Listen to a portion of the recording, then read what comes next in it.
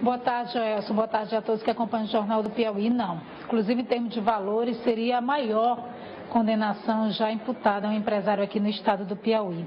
A gente imagina, na verdade, uma situação que após quase 130 anos depois da abolição da escravatura, parece absurdo imaginar que hoje ainda existam trabalhadores vivendo nessas condições. O que teria mudado, na verdade? Hoje os trabalhadores até recebem uma remuneração, mas muitas vezes não chega sequer a um salário mínimo. São submetidos a condições degradantes de serviço, jornadas exaustivas, muitas vezes impedidos de se desligarem desse trabalho. Lá em São Miguel do Tapuio, na verdade, essas denúncias envolvem 2 trabalhadores, teriam chegado ao conhecimento do Ministério Público do Trabalho, foram feitas inspeções para atestar de fato essas condições e chegou então à Justiça que trouxe essa condenação. Só a indenização por danos morais são R$ 432 para os 2 trabalhadores. Nós vamos acompanhar agora essa história. Foram 9 anos perfurando poços em São Miguel do Tapuio e em outros municípios da região. Mas, segundo Francisco e Antônio, não tinham acesso sequer à água potável. A situação degradante se completaria com a escassez de alimento, ausência de instalações sanitárias e dormitório improvisado. Aconteceu às vezes de a gente sair de um serviço para outro, 5, 6 horas da manhã, e chegar lá de tarde na outra frente do serviço, dormia sem banhar, dormia sem jantar, amarrar a rede aí da grade do caminhão com um pé de galo, uma coisa. No inverno, época de inverno, nós dormíamos mais dentro do caminhão. Do pouco que nós comprávamos para casa, nós tínhamos que levar para frente do serviço, porque ele nunca deu alimentação para nós. A verdade é essa, né? Ele nunca deu, né? Durante todos esses anos de serviço, os trabalhadores sustentam que não receberam qualquer direito trabalhista, nem 13º ou férias. O salário mais alto teria sido de R$ 550 por mês, mesmo trabalhando 12 horas por dia e ainda acumulando as funções de motorista e mecânico.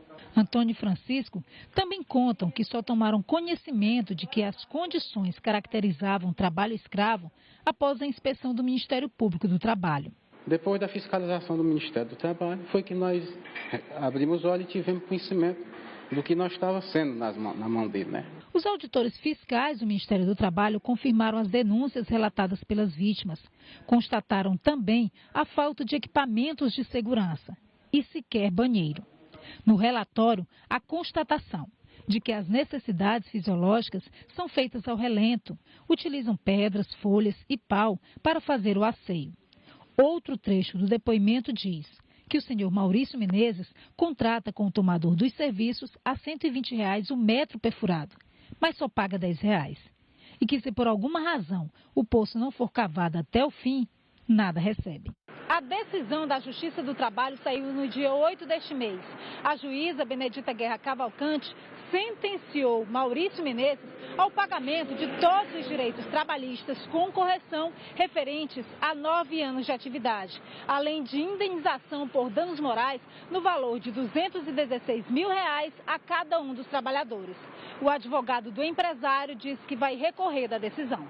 O empresário, que tem uma loja de veículos usados em Teresina, nega vínculo empregatício com os 2 trabalhadores e afirma que a relação era de sociedade e que sequer conhecia um deles. Ele nunca trabalhou para mim. Eu entreguei uma máquina com caminhão, com tudo, uma parceria. Era arrendada? Ele cuidava lá, era dividido o lucro, para mim e para ele. Eu não sabia de nada de máquina. A minha vida, eu vivo às custas de venda de automóveis.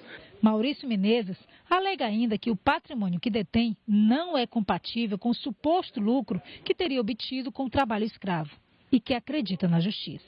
Uma pena dessa de quase R$ 700 mil, que você pode somar todos os veículos que se encontram aqui na minha loja, que não chega a 400 mil. O homem tem que ter muito equilíbrio para pegar uma sentença de R$ 700 mil nos dias atuais de hoje, na crise em que nós estamos vivendo. Tem que ter muito equilíbrio e acreditar muito na justiça da terra, porque se ela falhar, a divina não falha. Segundo a Superintendência Regional do Trabalho, de janeiro de 2013 até junho deste ano, foram resgatados 292 trabalhadores em regime análogo à escravidão em 5 municípios do Piauí. No mesmo período, foram realizadas 11 denúncias à Procuradoria Regional do Trabalho. 4 foram arquivadas e 7 estão em andamento, com 2 ações civis públicas atualmente. As vítimas de São Miguel do Tapuio dizem que, apesar de estarem desempregadas, a experiência trouxe uma lição: a dignidade.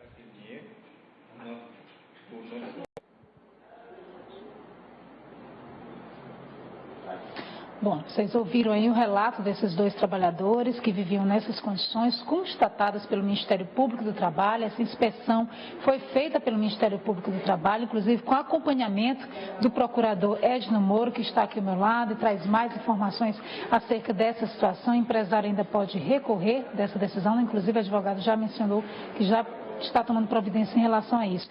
Qual que é o entendimento do Ministério Público do Trabalho que acompanhou tudo isso? Doutor Edno, boa tarde. Boa tarde a todos. Na verdade, o trabalho escravo nessa situação ficou muito bem caracterizado, como foi relatado no documento que foi apresentado na matéria. Os trabalhadores viviam numa situação de absoluta degradância, uma jornada exaustiva e ganhando realmente valores muito aquém daquilo que deveriam receber. Então, toda a situação foi demonstrada. O Ministério Público do Trabalho, inclusive, instaurou um inquérito civil contra esse empregador. As ações foram movidas diretamente pelos empregados, mas com base nesse documento que deixou de forma inconteste que o trabalho escravo efetivamente ocorreu neste caso. O Ministério Público do Trabalho tem intensificado essas fiscalizações em todo o estado do Piauí. A gente observa, inclusive, a questão que envolve os trabalhadores da palha da carnaúba, da extração do pó da palha da carnaúba, inclusive, seria a atividade hoje que demanda o maior número de mão de obra escrava.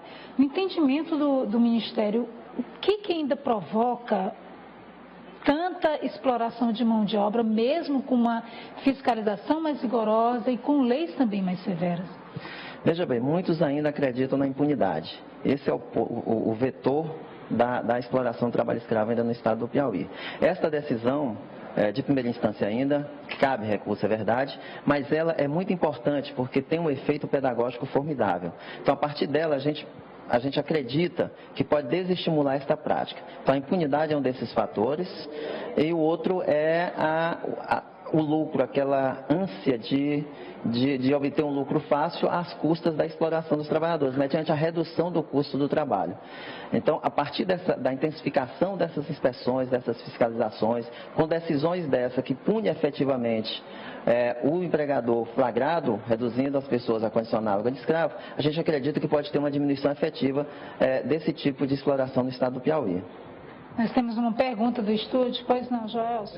Doutor Edno Moura, muito boa tarde. Muitas pessoas, empresários e trabalhadores também, parecem não estar acostumados com esse termo que é muito utilizado pelo Ministério Público, que é esse trabalho análogo a escravo.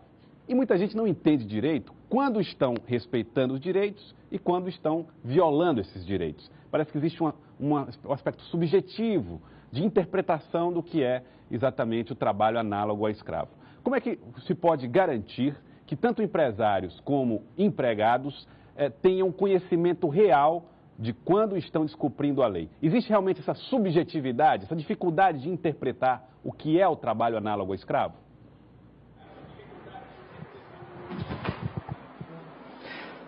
Veja bem, essas alegações de que há um desconhecimento e desse desconhecimento pode gerar essas irregularidades que configuram o trabalho escravo, ela não procede efetivamente, porque o que acontece? A redução de alguém à condição análoga de escravo, mediante a degradância, mediante a servidão por dívida ou através da jornada exaustiva, eles configuram situações bem específicas e claras, o que impede a confusão por parte de empregadores e pessoas que estão reduzindo. Ou seja, para configurar o trabalho escravo numa situação de degradância, é necessário que os alojamentos estejam em situação de precariedade muito grande, que esses trabalhadores não tenham direito à água potável, que os trabalhadores não tenham direito a uma alimentação mínima, adequada, não têm direito a instalações sanitárias, e são coisas bastante objetivas, que é de fácil detecção por parte de qualquer pessoa. Então, no caso específico desse de São Miguel Tapuio, o que aconteceu é que todas essas situações estavam presentes. Não existia instalação sanitária, a alimentação era feita pelos próprios trabalhadores em situação extremamente precária, eles não tinham local para refeição, eles recebiam valores muito baixos, ou seja, uma perfuração de R$120. O poço, o metro quadrado, R$20 era para dividir por trabalhador, 29 por metro, ou seja, uma exploração extrema, com jornadas exaustivas, ou seja, muito tempo de trabalho. E os empregados ainda dormiam na própria frente de trabalho, em redes amarradas entre uma árvore e outra. Ou seja, são situações que configuram uma degradância de forma bastante objetiva, que não dá margem a dúvidas. Ou seja, quem descumpre, quem explora, sabe que está fazendo aquilo, sabe que está se beneficiando daquela exploração. Por isso, essa alegação de desconhecimento, ela efetivamente não tem como proceder. Já um projeto de lei em tramitação também que prevê punições ainda mais severas, com o confisco de propriedades ou de imóveis onde for constatada a exploração de mão de obra escrava. O senhor acredita que esse tipo de ação também ele pode, de fato, reduzir de uma vez por todas ou até acabar, digamos assim, com esse tipo de mão de obra no país? Com certeza. Hoje nós tivemos uma mudança importantíssima na Constituição. O artigo 283 agora, ele contempla também a possibilidade de confisco de terras, das terras onde forem encontrados trabalhadores sendo reduzidos à condição análoga de escravo.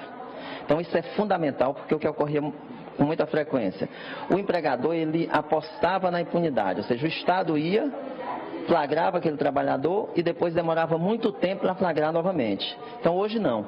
A partir dessa legislação vai ser possível você punir efetivamente aquela pessoa, aquele proprietário de terra, tanto da zona rural como proprietário de qualquer área urbana, que esteja reduzindo alguém à condição análoga de escravo.